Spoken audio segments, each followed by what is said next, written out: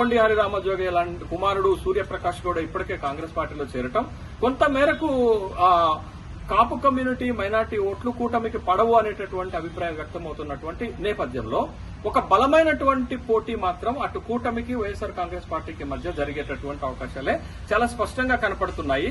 అయితే గతంలో గెలిచినంత మేరకు వైఎస్ఆర్ కాంగ్రెస్ పార్టీ 151 సీట్లను నిలబెట్టుకోలేకపోవచ్చు అనేటటువంటి విశ్లేషణలో అభిప్రాయాలు కూడా వ్యక్తమవుతున్నాయి. వై నాట్ 175 నినాదంతో సిద్ధం సభలను 4 సిద్ధం సభలను భారీగా నిర్వహించినటువంటి వైఎస్ఆర్ కాంగ్రెస్ పార్టీ ఆత్మవిశ్వాసంతో గెలుపుపై ధీమాతో ముందుకు వెళ్తుంటే కూటమిలో ఇంకా సీట్ల సర్దుబాటు జరగలేదు. సీట్ల సర్దుబాటు జరిగినటువంటి సర్దుబాటు జరిగిన దగ్గర కూడా అసంతృప్తులు వస్తున్నాయి.